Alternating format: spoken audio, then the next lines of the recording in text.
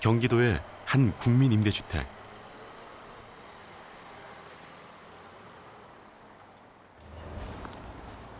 6년 전부터 이곳에 살고 있는 음정희 씨는 집 근처 초등학교만 보면 속이 상합니다.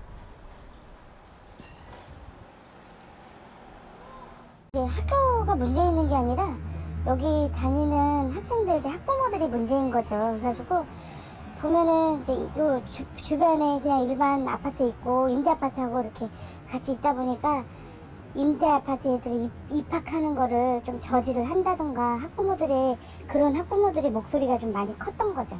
또 유치원도 또 그게 그러신다고 하더라고요. 유치원에서도 유치원 엄마들이 이제 임대 아파트에 있는 애들은 받지 말아라 이런 소리도 막 들려온다고 그렇게 얘기가 들었거든요.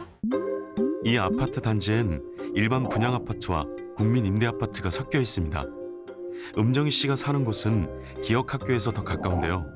하지만 음정희 씨는 기역학교 말고 조금 더 떨어져 있는 미음학교에 아이들을 보냅니다. 결국은 저쪽 학교로 가신 거예요? 네. 저쪽 학교. 네네. 저쪽 학교는 그런 게 없어요? 거의 다 저기는 그러니까 거의 임대 아파트 애들이라고 생각하시면 돼요. 행여 아이가 차별을 받지는 않을까 늘 노심초사하는 엄마들. 실제 학교에선 우려가 현실이 되기도 합니다. 이렇게 싸움같이 이렇게 막 말다툼을 하길래 왜 그랬냐고 물어봤더니 아이는 거기 가담한 건 아니었는데 엄마 쟤는 어떤 애들이 엄마들이 임대 아파트 애들하고 놀지 말라고 그랬다고 하는데 굉장히 진짜 큰 충격이었죠. 뭐 경찰이 온다던가 이런 학교 폭력이나 이런 거 있으면 항상 그 엄마들이 그 피해 어머니들이 하시는 얘기가 임대 아파트 사는 애들 아니냐. 그러니까 물론 임대 아파트의 문제가 그 엄마들을 생각하는 게 그거더라고요. 조선 가정이나 한부모 가정인 이제 그런 분들이나 아니면 장애인분들이 많이 사세요. 그러다 보니 온전한 가정에서 자라는 아이들하고 이런 생활 환경에서 오는 그런 것들이 차이가 많을 거라 생각을 해서 그렇게 생각하시는 것 같은데 오히려 그런 걸 더 따뜻하게 이렇게 감싸주고 이래야 되는데 아이들한테 그렇게 교육을 한다면 이게 사회적 문제가 되는 것 같더라고요. 때문에 아이들이 학교에 들어갈 무렵이면 임대 아파트를 떠나는 이들도 있습니다. 창피하다고 해서 이사 가시는 학부모도 봤고요.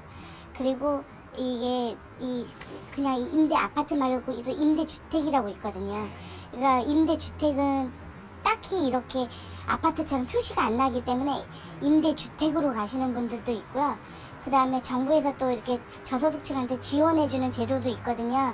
그런 거를 지원을 받아서 일부러 또 전셋집으로 가시는 그런 분들도 봤어요. 그러나 두 사람은 임대 아파트를 좋아합니다. 사업에 실패한 후 이 집이 큰 힘이 되셨죠. 저희는 수중에 그냥 1,000만 원밖에 없었거든요.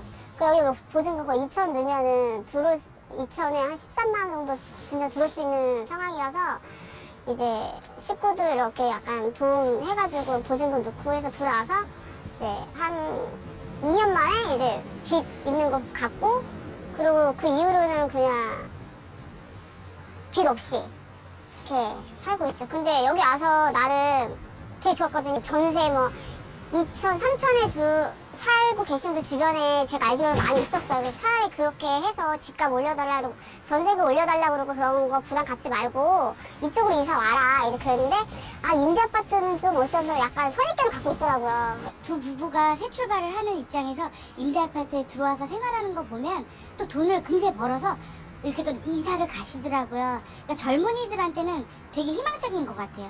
중장년층에서 생활할 때 자녀를 교육하고 살기에는 많은 문제점들이 생기거든요. 그래서 이런 거를 정부에서 좀 아시면 문제점들을 좀 개선해 나갈 수 있는 방법을 많이 모색을 해야 되지 않을까 이런 생각이 많이 들었어요. 한때 분양 아파트와 임대 아파트가 섞여 있는 아파트 단지에는 단지 사이를 구분하는 철조망이나 담이 설치되기도 했죠. 집이 성공과 부의 척도가 돼버린 현실. 임대주택은 그 속에서 외딴 섬처럼 자리 잡고 있습니다.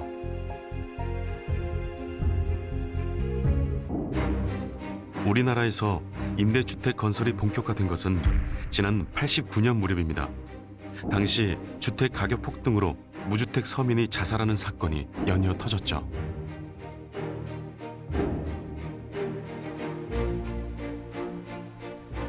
주택 문제가 사회 문제로 떠오르면서 당시 노태우 정권은 정권 안정 차원에서 대규모 주택 건설 계획을 발표합니다.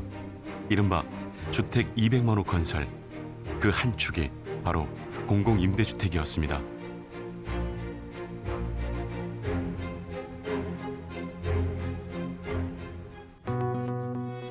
(30년이) 지난 지금 전국의 공공임대주택 규모는 130만 호 정도.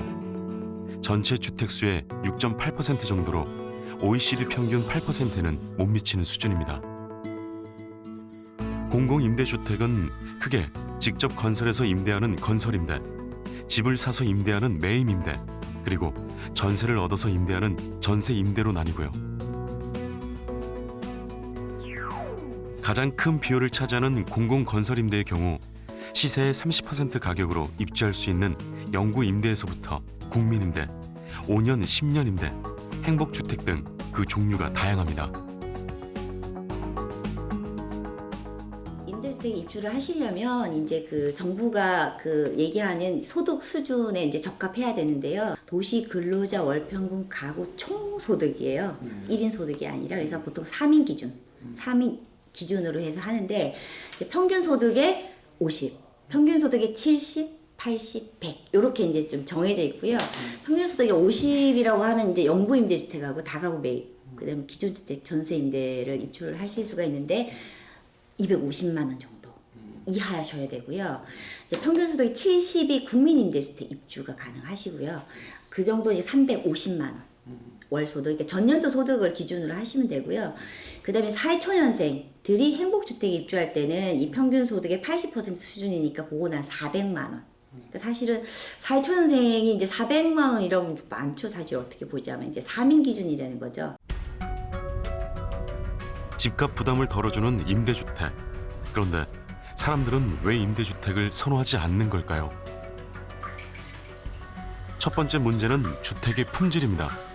정화조의 오물이 역류하고 집안 곳곳에 곰팡이가 피는 등 심각한 부실 공사로 문제가 된 한 민간 건설업체의 임대아파트. 정도의 차이가 있긴 하지만 공공에서 지은 임대주택에도 민원이 끊이지 않습니다. 우리 애들뿐만이 아니라 다른 이제 초등학생 정도 되는 애들도 거기서 공놀이하고 뛰어놀아요. 뭐 차가 진짜 갑자기 확 지나갈 때도 있고. 근데 보면은 너무 위태위태하게 보이는 거예요. 그래서 그렇다고 애를 붙잡고 계속 놀 순 없잖아요.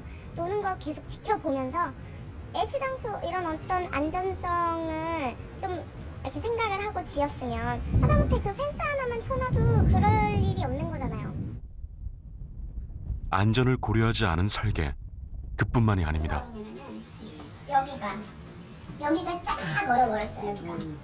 그래서 안에서 나가고 싶어도 문을 못 열어가지고 망치로 때려가지고 얼음을 깨고 그리고 나갔었어요. 그게 한 2-3번 정도. 가장 이번 겨울 추웠잖아요, 1월달에. 그 추웠을 때 그때 얼어가지고 나 그때 밖에 못 나오고 집에 갇혀 있었다니까. 또 온수 분배기가 깨져 온수가 새어나오는 바람에 곤욕을 치르기도 했죠. 여기 와서 정말 이렇게 춥게 살고도 난방비가 뭐 15만 원, 사실 저희 2월 달에도 25만 원 나왔으니까. 제가 12월 말에 이사를 왔기 때문에 한 이틀 정도 더 있어요. 1월 한 달에 한 이틀 정도 추가해서 이 정도예요. 근데 이거 보시면 34만 9,540원이에요. 12만 원 이상 나왔는데 아기가 열이 많아서 조금 더우면 열꽃이 펴서 제가 22도 이상으로 올린 적이 없거든요. 단 한 번도. 근데도 12만 원이 나온 거예요. 이 아파트에 대한 또 다른 불만. 이게 뭔가 싶으시죠? 사실 이 아파트 바로 앞엔 축사가 있습니다. 소똥 냄새를 피할 수가 없습니다. 분양 아파트였으면 이 축사를 그냥 두고 건설을 하진 않았을 것 같거든요. 여기에 뭐 보상금을 줘서 어떻게 해서든지 이제 그 자리를 축사를 없애서 이제 건축을 했을 것 같은데 너무나 가까운 곳에 있으니까. 그래서 한겨울에 저희가 작년 12월 29일부터 여기가 아파트 입주가 시작이 됐는데 그 한겨울에 입주를 한 사람들도 이 아파트 이쪽 동에서는 냄새가 난다고, 소똥 냄새가 그렇게 난다고 계속 그러셨어요. 그래서 얼마 전에 따뜻했을 때도 계속 소똥 냄새 여기 전체가 다 계속 났었거든요. 따뜻하게 살지도 않았어요. 근데 지은 지 1년밖에 되지 않은 새 아파트. 최소한의 쾌적한 생활은 가능할 거라는 기대를 안고 들어왔는데 막상 이곳에서 느낀 건 집 없는 서름입니다. 그렇게 춥게 살았는데도 사람들이 임대 아파트 사면은 되게 못 산다는 인식 있잖아요.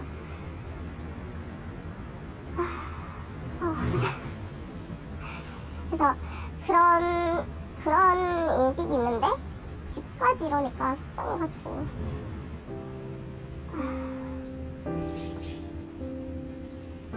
좀 많이 화가 나요. 사실 요즘 잘 지어진 임대 아파트도 많습니다. 하지만 개선되지 않는 하자 문제가 임대 아파트의 이미지를 추락시켜온 것도 사실이죠. 제일 하자가 많다고 민원이 들어오는 거는 창호, 그다음에 바닥재, 그다음에 그 전용 면적 안에 있는 가구 이런 것들에서 이제 그리고 미장, 벽 이렇게 시멘트로 발라놓은 이제 미장 그런 부분들에서 하자들이 많이 발생하고 있고 결로, 누수 그런 것들이 있는데 하자가 발생하는 걸 막는 것도 중요하고 그다음에 일단 발생한 하자를 빠른 시간 안에 치유해 주는 게 더 중요합니다. 입주민들 입장에서. 왜냐하면 구조적인 문제가 아니라고 하면 그걸 빨리 치유를 해주는 게 중요한데 이걸 빨리 치유를 안 해주는 거죠. 그게 더 문제라고 생각이 듭니다. 일부 건설사들은 어느 지역을 가도 평면도 동일하고 쓰는 자재도 다 똑같고 뭐 납품업체도 다 똑같고 그러니까 약간 원가 절감을 위해서 이게 다양한 노력들을 안 하고 월가 절감을 해야 임대료를 맞출 수 있고 임대 기간 동안 그 부분에 대해서 손실을 최소화할 수 있으니까 그러다 보니까 이제 기술 개발이나 평면 개발 그다음에 이제 쓰는 자재들 이런 것들이 일부 기업은 다 이제 그 부분이 좀 뒤처지는 걸로 알고 있습니다.